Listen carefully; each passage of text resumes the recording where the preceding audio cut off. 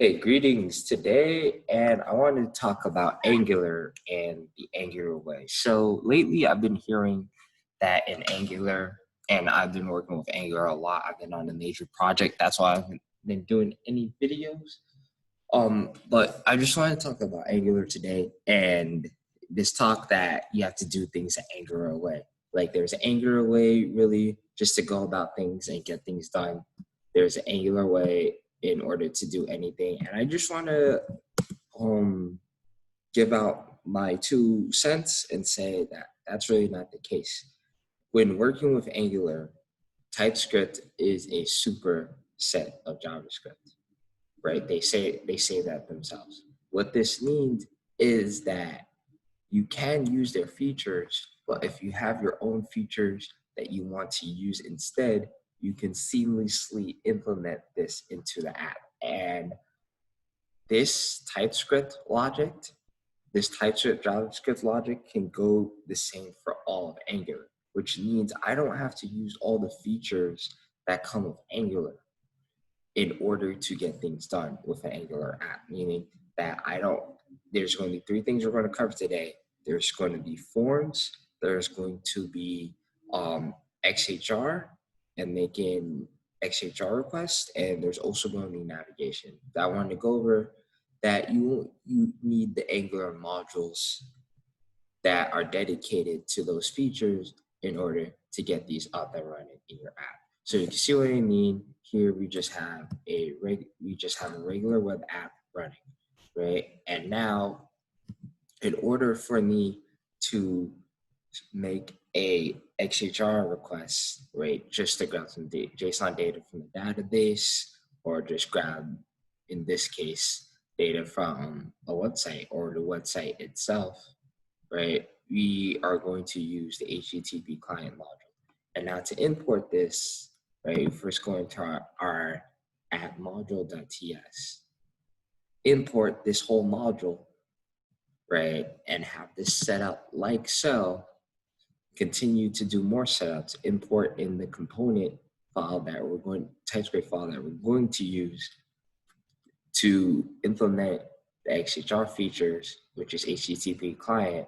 Once again, add this to the constructor, right, and then finally use it, right? As you can see, this looks simple as it is at its base level, but as we get into more enterprise projects and our projects start becoming bigger, then steps like these, errors can go wrong. You might make a typo. Repeating this step in several components might get a bit hefty. And this is one of the things that I hear when it comes to Angular being a bit much. It's just because of this idea that you have to do things Angular way, and you don't. Okay, and also I just want to show you a little error I get. Angular tries to optimize to the latest industry standards, which means if you try to do something special here, right, we're going to get an error, because when you're making XHR, we're asking for data. We should be asking for data, not for the HTML of a website. So it actually tries to go and automatically parse it for you, and you get issues. All right, so that's the Angular way of doing things, optimized. They want you to put you at the best. But sometimes you don't want to do things the Angular way, and you're not stuck to doing things the Angular way. And I just want to go ahead and show you how you can go ahead and, again, use our classic XML HTTP request to go ahead, make that same request, and without any of these modules, as you can see here, right, if we count this out, we obviously make obsolete. We don't have to count everything out. We just make everything obsolete, but we don't even need to. You can see here that we get a status of 200, which means a success, and the response is the website in HTML form. As you can see, you get the whole site. All right. Also, if you comment that in, I just want to show you that this is the case. All right, and right, async and sync, right? If you wanted, this is a synchronous, right? So that means it's blocking. That means it's making the request, waiting for that response to come in before it loads the page.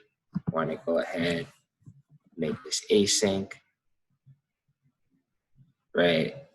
And just allow for that customization. So it's just basically a point that you don't need to use the Angular modules in order to take advantage of everyday development features when it comes to web development. And I really wanted to show a demonstration for these other two, but I'll just gloss over these real quick. Like I said, a lot of work to do. I did want to get this video in.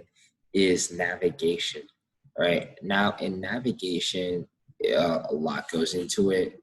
First, there is the routing module, and now you have to go into app routing.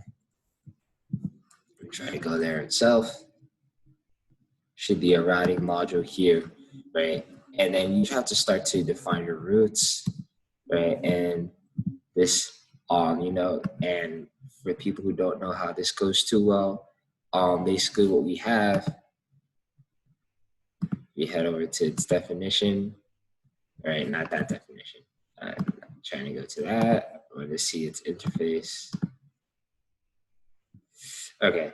Anyway, every single path, routes consists of paths and components, right? And the more, and this starts to imply to the beginner that a route on an Angular web app consists of one single component, right? And that's not always the case. That's not always the case.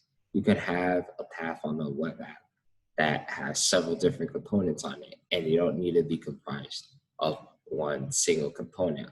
Although you could bypass this logic and completely render several components for a path based on Boolean values and wherever you place them. Say if you want to place a Boolean value here in app component, you could do that as well. If you want to say about the page is equals true, and you want to have navigation reflect off of that, you can do so as well. But the point is we're using the whole module to take control of navigation, when in turn we can use these booleans without the navigation in order to show that. And however, that will require us to keep state as we refresh the page. And for this one, I'm just going to show you a little trick that I learned in my many years of web development. It's called window.name. So as you refresh the page, if things are not stored in cookies, things tend to refresh. Well, window.name is a great and simple way to keep control of navigation. So say as its current path is empty, it's not supposed to be used for this purpose, but we can use it for this purpose. Say if we indicate /this home page, as you can see, its default path, its default expression was empty string. Now we put a slash, and we go hard refresh, and we go to window.name. You could see that the path has changed. And now if you want to go to about, say, theoretically, if you want to go to the about page in this app, like I said, I didn't want to build this out. I'm working on some big projects right now. We do a hard refresh, as you can see. Okay, output browser doesn't use it too well, but if we do window.name, if you go ask it, then it's about. And this is great. This is simple to use in navigation. It's practically using bytes of code,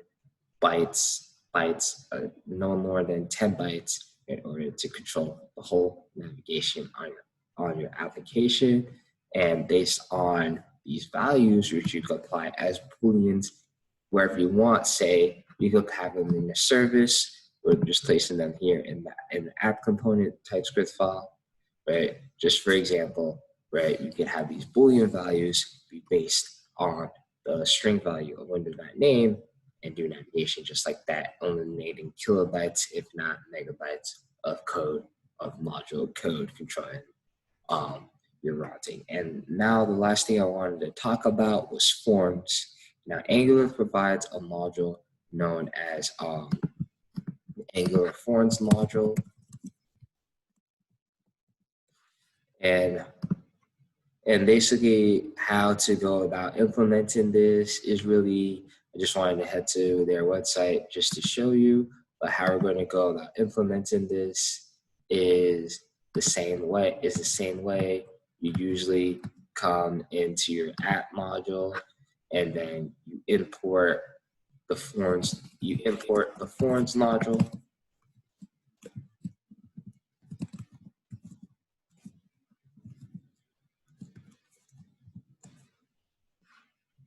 Angular forms, you go ahead, place that in your imports, right? So now it could pop up in your application and so on.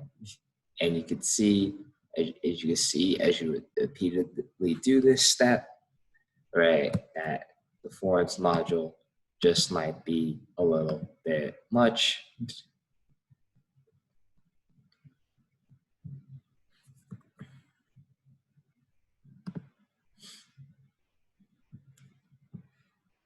Right, and we have a long documentation in order to go about doing this.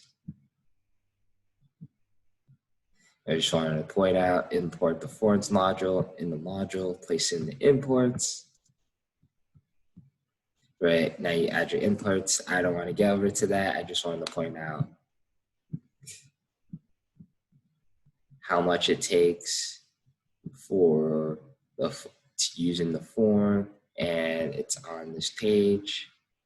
If it's not, I'm just going to leave it at that. But the point is, basically, you're asking a whole module. When it comes to forms, right, there's inputs and all that extra logic.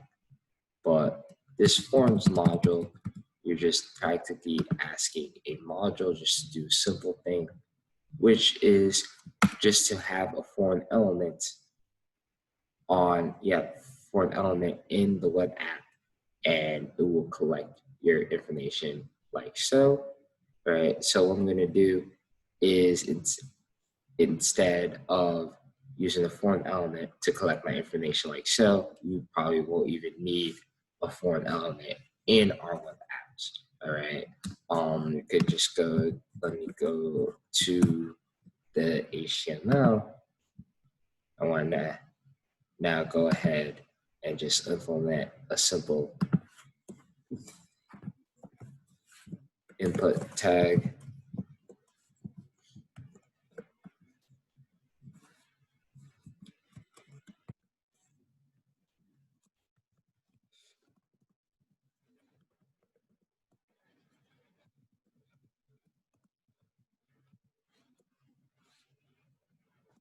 Right, in our application, right, there's an input right there, and we can go ahead and document query selector all. I want to use this from, once again, from my solution web development required,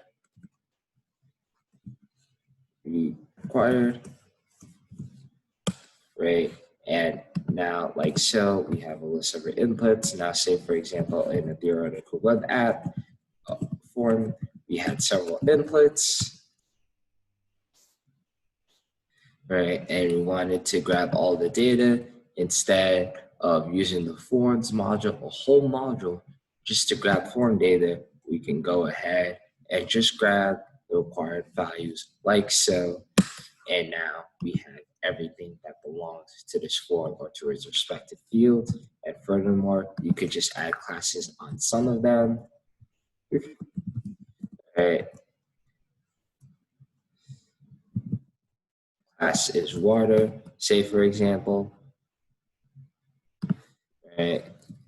And if you use right, and now if you use more classification, you can go ahead and classify the different parts of forms you want to collect data to send on. Say, for example, for XML, HTTP requests, or for navigation. So there you have it.